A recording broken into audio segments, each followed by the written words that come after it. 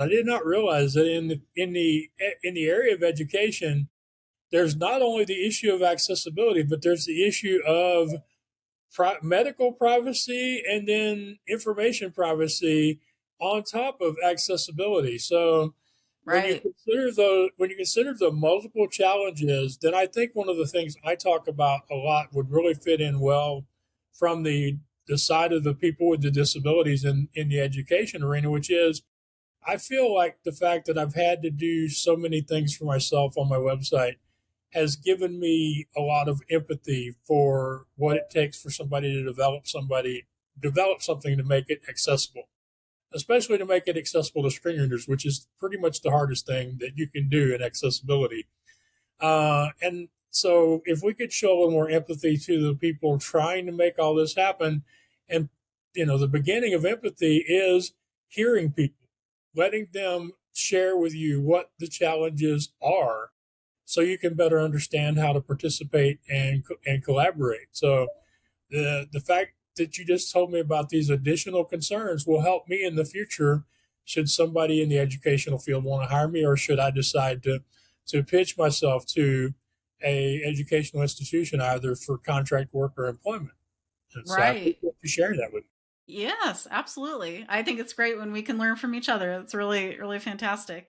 Yeah, it's one of those things I didn't really think about either until I got into higher education, and then about even accessibility until we've mentioned offline before, where we had a blind student that was in our professional counseling program, and it really taught me a lot. It taught me that empathy that you're talking about, having empathy towards all learners, right? And that comes back to that universal design for learning, the UDL principles, right? And what those Yes. are about. Yeah. So it's really neat how there's so much involved in it, and it's more than what many people realize. So it's amazing.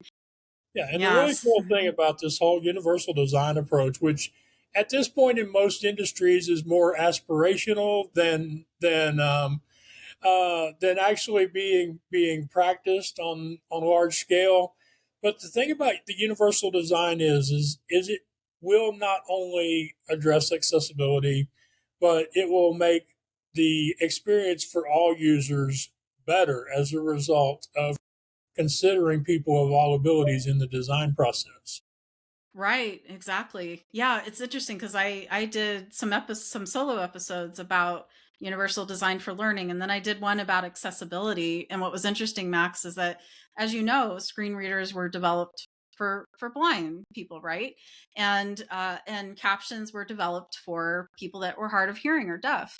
But what's interesting is that it was a good reminder when I was doing the research about the accessibility one. It talked about how even something with closed captions, transcripts can also be helpful for people that are in a noisy environment or something like that. So they don't have to necessarily have a disability. It could be that they're watching something while they're on a noisy train or something like that, and they can't hear what they're doing. So yeah, so Yeah. it's very interesting.